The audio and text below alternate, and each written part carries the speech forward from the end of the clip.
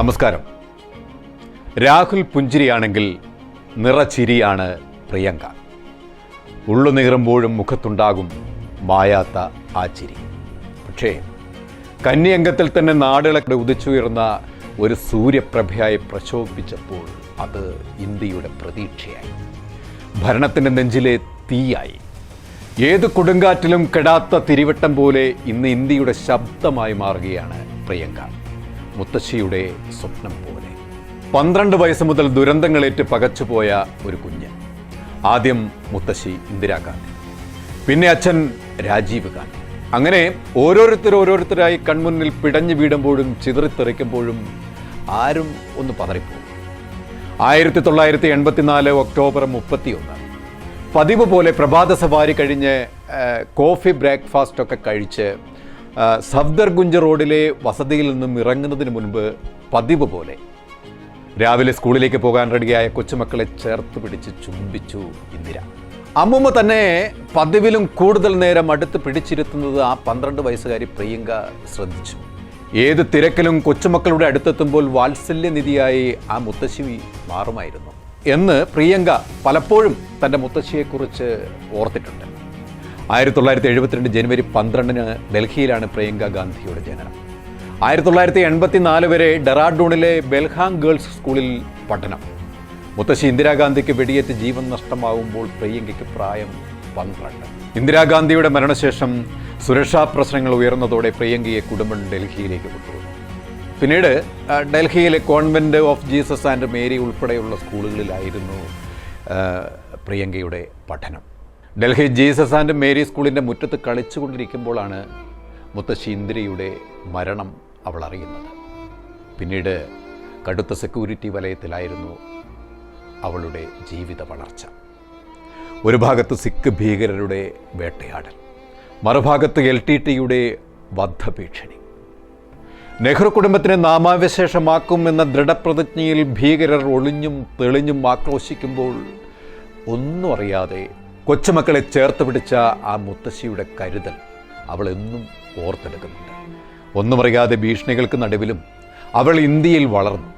India എന്ന മഹാരാജ്യത്തിനെ പൊതിഞ്ഞു പിടിച്ച് തൻ്റെ സിരയിലൊഴുകുന്ന രക്തം പോലെ ഇന്ത്യൻ ജനതയെയും ജനാധിപത്യത്തെയും കൂടെ ചേർത്ത നെഹ്റു കുടുംബത്തിലെ കണ്ണിയായ ആ 12 വയസ്സുകാരി പ്രിയങ്കയെ പിടിച്ചുലച്ച ആ സംഭവം ഇന്നും ഞടുക്കത്തോടെ മാത്രമേ അവർക്ക് ഓർക്കാൻ കഴിയൂ. 1984 ജൂൺ മുതൽ ഇന്ദിരാഗാന്ധി ഭയാനകമായ ഒരു ചിന്തയുമായാണ് ജീവിച്ചു പോകുന്നത്. ഇന്ദിരാഗാന്ധി എന്ന ഉരുക്കുവനിതയെ മതിച്ചിരുന്നത് തൻ്റെ കുടുംബം അപകടത്തിലാകുമോ എന്ന ഭയമായിരുന്നു. കുട്ടികളെ തട്ടിക്കൊണ്ടുപോകാൻ പദ്ധതിയുണ്ടെന്ന് അവർ ആവർത്തിച്ച് പറഞ്ഞുകൊണ്ടിരുന്നു. പക്ഷേ സംഭവിച്ചത് മറ്റൊന്നായിരുന്നു. 1984 ഒക്ടോബർ 31 പീറ്റർ ഉസ്റ്റിനോവുമായുള്ള അഭിമുഖത്തിനായി രാവിലെ 9:12 കാവി നിറത്തിലുള്ള സാരി ധരിച്ച് ഇന്ദിര നടക്കാൻ തുടങ്ങി. സഫ്ദർഗുഞ്ച് വീട്ടിൽ നിന്നും അവരുടെ അക്ബർ റോഡ് ഓഫീസ് എന്നിവയ്ക്കിടയിലുള്ള വിക്കറ്റ് ഗേറ്റ് മുറിച്ച് കടക്കുമ്പോൾ തലപ്പാവ് ധരിച്ച ഒരു സെക്യൂരിറ്റി ഗാർഡിൻ്റെ ആശംസകൾ അവർ പുഞ്ചിരിയോടെ സ്വീകരിച്ചു. പെട്ടെന്നാണ് അവിടെ അസ്വാഭാവികമായി അത് സംഭവിച്ചത്. ഇന്ദിരയ്ക്ക് നേരെ തോക്ക് ചൂണ്ടിയ തൻ്റെ പേഴ്സണൽ സെക്യൂരിറ്റി ഗാർഡുകളായ ബിയാൻഡിനെയും സ്വത്വ സിംഗിനെയും കണ്ട് ഇന്ദിരയ്ക്ക് മുകളിൽ കുട പിടിച്ചിരുന്ന നരേൻ സിംഗ് സഹായത്തിനായി ആക്രോശിച്ചുകൊണ്ട് കുട എറിഞ്ഞ് ഓടിയെടുത്തു.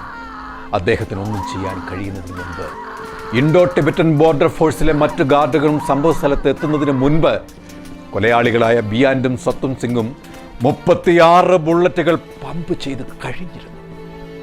ഏതാനും ആഴ്ചകൾക്ക് മുമ്പ് ബിയാൻ സിംഗിനെ ചൂണ്ടിക്കാണിച്ചുകൊണ്ട് ഇന്ദിര പറഞ്ഞു, എനിക്ക് ചുറ്റും ഇവനെ പോലെയുള്ള സിഖുകാർ ഉള്ളപ്പോൾ ഞാൻ ഒന്നിനെയും ഭയപ്പെടേണ്ടതില്ല എന്ന അഭിമാനത്തോടെ. പക്ഷേ ഇന്ദിരയുടെ ആ പ്രിയപ്പെട്ട ഗാർഡ് തന്നെ ഇന്ദിരയ്ക്ക് നേരെ നിറയൊഴിച്ചു. വെടിവെച്ച കേട്ട് സോണിയാഗാന്ധി മമ്മി മമ്മി എന്ന് അലറി വിളിച്ചുകൊണ്ട് സംഭവ സ്ഥലത്തേക്ക് ഓടിയെടുത്തു. സോണിയ വീണുകിടക്കുന്ന ഇന്ദിരയുടെ തല തൻ്റെ കൈകളാൽ പൊതിഞ്ഞു പിടിച്ച് തൻ്റെ മടയിൽ കിടത്തി പൊട്ടിക്കരഞ്ഞു. വെളുത്ത അംബാസിഡർ ഡൽഹിയിലെ premier all India medical institute of medical സയൻസിലേക്ക് ഇരമ്പയാർത്തു പാഞ്ഞു. 3 കിലോമീറ്റർ ദൂരം ഓടി എയിംസിലെത്തുമ്പോഴേക്കും ഇന്ദിര ലോകം ശ്രദ്ധയോടെ വീക്ഷിച്ച എക്കാലത്തെയും പെൺപുലി മരിച്ചിരുന്നു. അരുൺ നെഹ്റു എയിംസിലെത്തിയപ്പോൾ കണ്ടത് രാഹുലിൻ്റെയും പ്രിയങ്കയുടെയും ജീവനോർത്ത് ഭയക്കുന്ന ഉന്മാദിയായ സോണിയയാണ്. അരുൺ നെഹ്റു അവിടെ നിന്നും ഇന്ദിരയുടെയും രാജീവിൻ്റെയും സോണിയയുടെയും സഫ്ദർഗുഞ്ച് റോഡിലെ വസതിയിലെത്തിയപ്പോൾ കണ്ടത് കുട്ടികളായ രാഹുലിനെയും പ്രിയങ്കയെയും സംരക്ഷിക്കാൻ ഒരു സെക്യൂരിറ്റി ഗാർഡ് പോലുമില്ലെന്ന സത്യമാണ്. ആരോ അവരെ സ്കൂളിൽ നിന്ന് കൊണ്ടുവന്നിരുന്നു. ഇതിനിടയിൽ സംഘർഷഭരിതമായ ഈ അവസ്ഥയിൽ അരുൺ നെഹ്റു ഉണർന്ന് പ്രവർത്തിച്ചു. ഉടൻ തന്നെ അരുൺ നെഹ്റു അവരെ സുരക്ഷയ്ക്കായി നടൻ അമിതാഭ് ബച്ചൻ്റെ അമ്മ തേജി ബച്ചൻ്റെ ഗുൽമോഹർ പാർക്കിലെ വസതിയിലേക്ക് കൊണ്ടുപോയി. പിന്നീട് ഏറെ നാളത്തെ അനിശ്ചിതത്വം ആ കുടുംബത്തെ ഉലച്ചു. 8 വർഷം കഴിഞ്ഞു ഇന്ദിരയുടെ നടുക്കുന്ന മരണത്തിൻ്റെ അശ്നിപാതം ഒരു നീറ്റലായി. കാലം നീങ്ങി. ജീവിതം പതുക്കെ സാധാരണമായി തുടങ്ങി. വർഷങ്ങൾ കടന്നുപോയി. ലോകം നടുങ്ങിയ ഒരു ദുരന്തത്തിൻ്റെ നിഴൽ മാത്രം ബാക്കിയായി. പേടിപ്പിക്കുന്ന ഒരു നിഴൽ. കൂടുതൽ വാർത്തകൾ ലഭ്യമാകാൻ ഞങ്ങളുടെ channel like, share and subscribe ചെയ്യുക. സബ്സ്ക്രൈബ് ബട്ടണിലെ ബെല്ലൈക്കൺ എനബിൾ ചെയ്യാനും മറക്കരുത്.